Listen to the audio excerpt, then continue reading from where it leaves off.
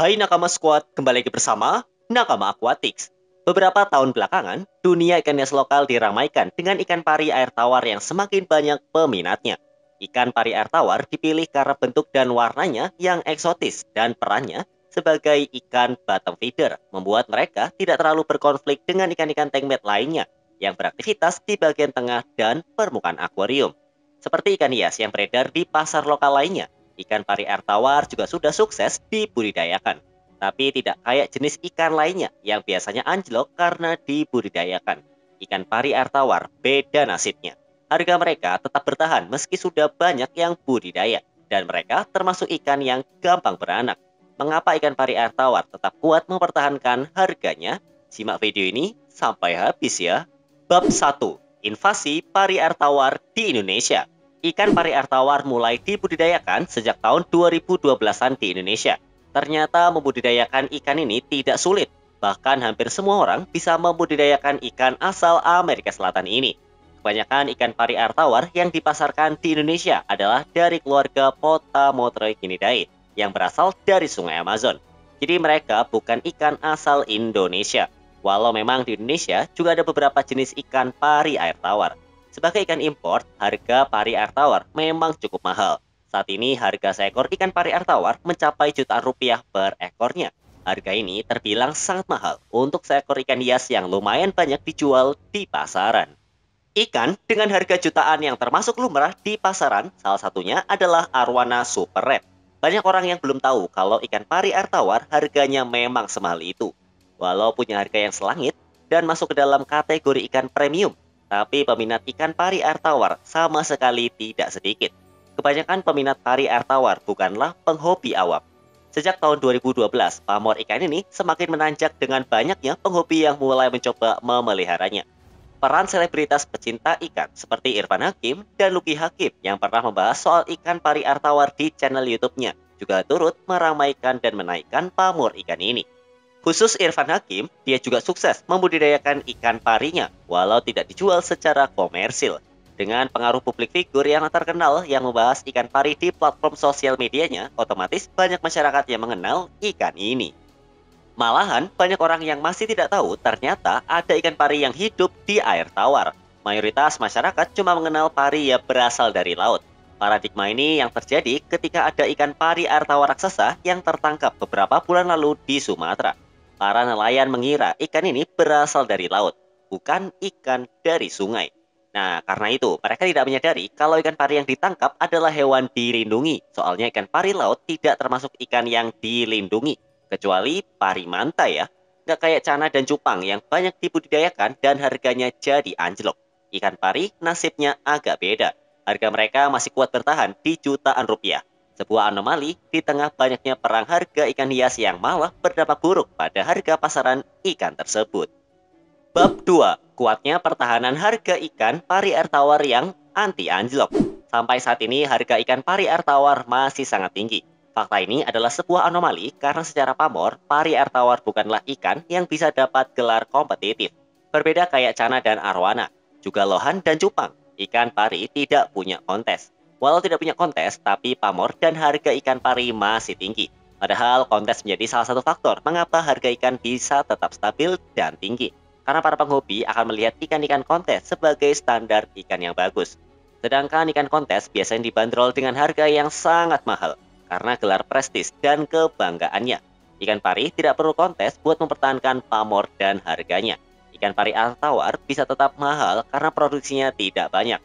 Mereka juga bukan ikan yang bisa sering bereproduksi, karena pari betina mengalami masa kehamilan mencapai paling lama 1 tahun. Mereka juga tidak bisa menghasilkan anak yang banyak. Satu pasangan pari cuma bisa menghasilkan 5 hingga 13 ekor anak pari. Berbeda jauh jumlahnya jika dibandingkan dengan cana yang bisa menghasilkan ratusan hingga ribuan burayak sekali bertelur. Karena produksinya sangat sedikit dan butuh waktu lama, harga ikan pari sulit jadi murah. Memelihara ikan pari juga tidak bisa sembarangan. Sistem filtrasi harus berjalan dengan baik karena ikan ini lumayan rewel kalau ngadepin air yang tidak bagus kualitasnya. Mereka amat sensitif dengan amonia, nitrit, dan nitrat.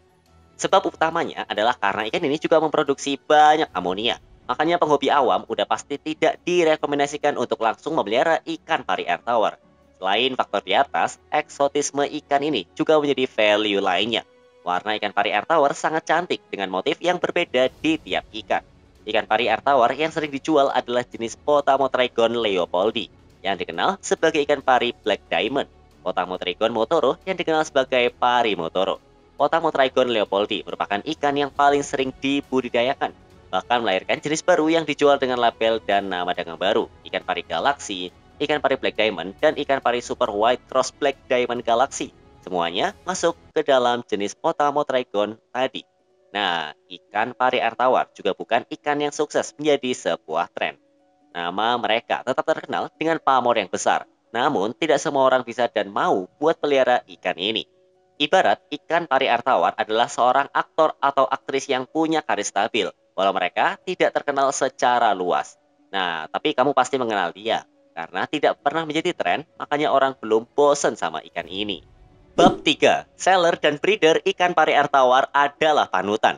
Kuatnya harga ikan pari air tawar di angka jutaan juga berkat hebatnya para breeder pari yang sanggup mempertahankan harga ikan ini. Walau godaan untuk menjual lebih murah agar lebih cepat laku juga pasti besar. Faktor terbesar mengapa ikan harganya anjlok salah satunya adalah budaya perang harga masih marak di Indonesia. Mereka tidak asal beli ikan dan langsung mencoba untuk usaha. Makanya pengetahuan mereka akan pasar juga jauh lebih kuat ketimbang breeder ikan lain yang lagi naik di pasaran. Budaya perang harga ini disinyalir jadi faktor mengapa harga cana mulai anjlok ke angka yang jauh lebih terjangkau ketimbang beberapa tahun lalu. Tim Nakama Aquatics sempat melakukan riset di dunia maya tentang perang harga ini. Fakta di lapangan ternyata terlihat banyak seller ikan yang saling bersaing. Namun bukan dengan cara yang sportif, yaitu menjual ikan dengan harga semurah mungkin. Jika perang harga ini terus dilakukan, otomatis harga ikan juga jadi turun. Karena penghobi atau customer menganggap harga pasaran ikan adalah harga terendahnya. Terlebih banyak juga penghobi yang belum memahami value kualitas seekor ikan. Para penghobi awam pasti melihat ikan dari jenisnya, bukan dari kualitasnya. Mereka akan menganggap ikan A harganya pasti akan sama-sama saja. Padahal kenyataannya mungkin bisa berbeda. Salah satu faktor seller bisa perang harga ya karena stok ikan yang membeludak. Ikan-ikan kayak cana, pikok bass, dan cupang adalah ikan-ikan yang mudah berkembang biak. Jadi bisa diproduksi dalam kuota besar. Kuota yang besar ini otomatis akan membuat stok ikan di pasaran jadi membeludak. Seller pasti ingin ikannya cepat terjual, dan karena punya stok banyak, mereka tidak akan segan menjual ikan dengan harga murah. Bahkan dari satu ikan saja, ada yang mau mengambil untung sangat tipis. Hal ini tidak dialami oleh para breeder ikan pari air tawar, karena ikan yang mereka budidayakan memang selalu menghasilkan keturunan dengan jumlah yang terbatas. Secara kuota, para breeder bisa lebih menjaga harga ikannya karena sedikit. Nah, ikan yang sedikit tidak seimbang dengan permintaan pasar yang besar. Maka dari itu, harga ikan pari air tawar bisa sangat terjaga. Komitmen besar para breeder untuk menjual ikannya dengan harga yang tinggi juga bisa dijadikan contoh para breeder ikan hias lain dalam mempertahankan harga pasarnya.